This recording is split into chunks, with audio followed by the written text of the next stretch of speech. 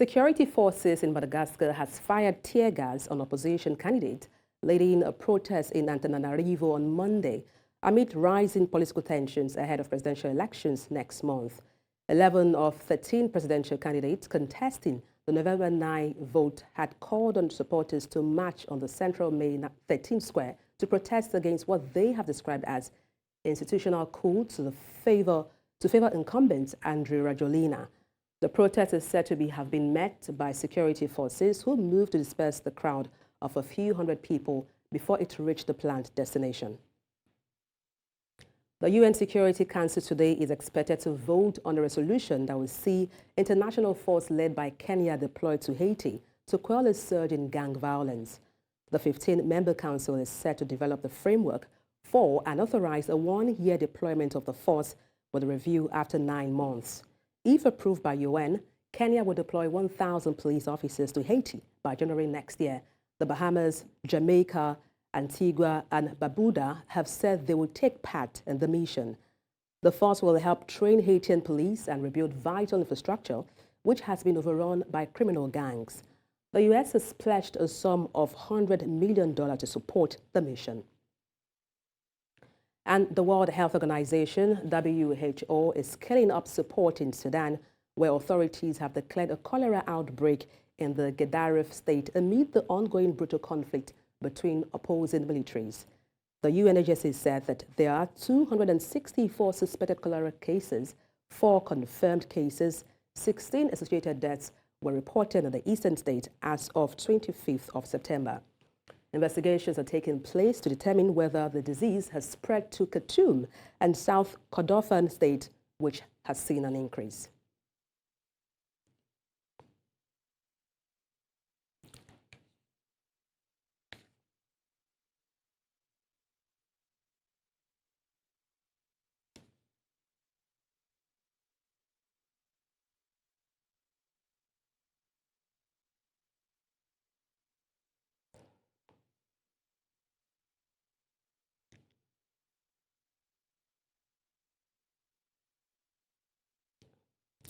The late author and activist Zoleka Mandela, who died of cancer last week, had planned her funeral rites down to who she wouldn't want to be in attendance. In her diary entry, Zoleka also revealed that the men she listed in bulleted points had sexually assaulted her.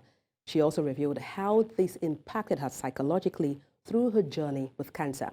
Meanwhile, social activists have revealed that sexually abused children often suffer from trauma and psychological health as they grow up. However, trauma-focused therapies can be especially useful as they help children cope with distressing memories and slowly learn to trust adults again. Well, joining me to talk about these live is someone all the way from that region, Buyiswa. Good to have you join us this afternoon. Good afternoon. Okay, Buyiswa, can you explain the typical psychological effects that children usually experience as they grow following a history of childhood sexual abuse? I think one of the biggest psychological effects that children will experience sexual abuse is the mental health issues related with issues of anxiety, depression, guilt, shame, and fear, and the unresolved trauma that they have experienced, especially if the sexual abuse was not resolved or it was not addressed through psychosocial support or counseling.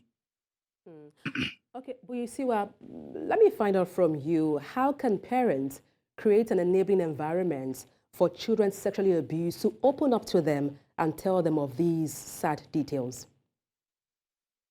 Parents need to actually establish a relationship that is very open and which is fostering communication between themselves and their children.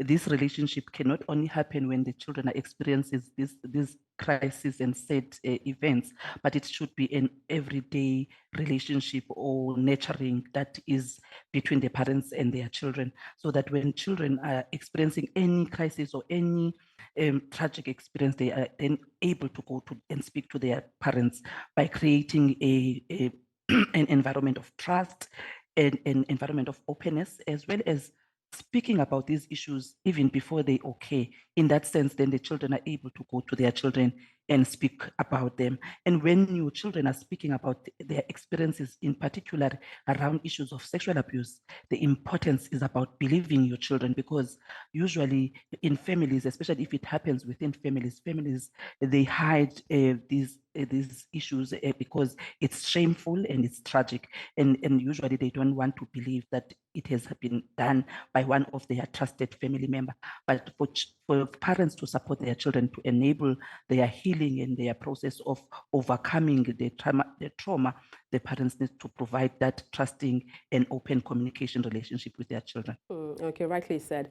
So let's talk about the parents here. What are the challenges parents often face when trying to help, for instance, a child who has been sexually abused, and how can they overcome these challenges? So first of all, parents, they also themselves feel a bit guilty for their children having experienced this sexual abuse, because the parents feel that they have not done enough to protect their children from these harmful experiences that they have felt. Parents also feel feelings of anger and fear of what has happened for their children.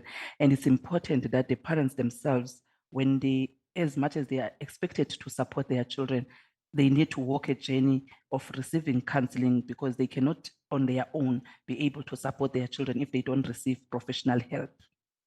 I'm really tempted to ask this question about what measures parents can put in place to prevent child sexual abuse. It's a difficult one, because it's not as if parents are putting their children at risk of sexual abuse. But one of the things that I always advise parents in the work that I do is the fact that you need to help your children to know what are the bad and the good touches from the very young ages. The experiences of child abuse is most often found or experienced with people that are known to families, friends, and sometimes even uncles, people that the child trusts. Therefore, you, as a parent, you need to actually teach your child, even though they need to trust family members, but they need to understand and know things that are making them uncomfortable, and where things that are being done to them that are uncomfortable, and make sure that they speak out before it can go further. Because usually the sexual abuse does not just happen with the incidents of of intercourse. It actually starts with small touches, uncomfortable touches, or sometimes these adults, they usually do what we call sexual grooming of these children, paying extra particular attention to the child that they are not normally giving to other children. So you need to, as a parent, know these kinds of things and share them with your children, and teach them to identify things that makes them uncomfortable when they are in company of adults, and be able to share and come back to you and share them with you. But usually parents, really, it's also about making sure that you don't leave your children with people that you do not trust.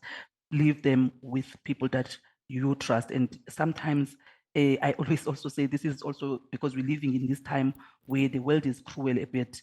Don't allow too much sleepovers for your children with other people that they do not know. Now, for a or child, even their friends. Yes.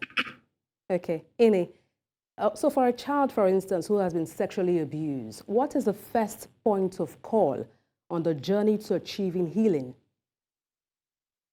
So the first point of call, of course, is disclosure, is finding a trusting person. If it's not your parents, find a counselor, find a teacher in your school, or find someone even at church whom you trust to disclose that this has happened. The second one is, importantly, is especially for the person whom the child has disclosed that they have been sexually abused, ensure that the child finds professional counseling in terms of perhaps seeking a psychologist or a social worker, or even basic counselors within our communities, where the child can then receive a journey of being counseled to understand that they were not responsible for what has happened to them, but the adult who actually committed this atrocity is the one who is supposed to be held accountable. But the child needs to learn also through counseling to forgive themselves, because the children usually find that they always, because the perpetrator instills this sense of guilt that you actually have done something that made me to abuse you. So the child needs to receive that professional help to go through that journey of understanding it was not their fault, it was the fault of the perpetrator. Thank you so much for your time and contribution, Buyiswa, a social worker. Thank you so much. Thank you.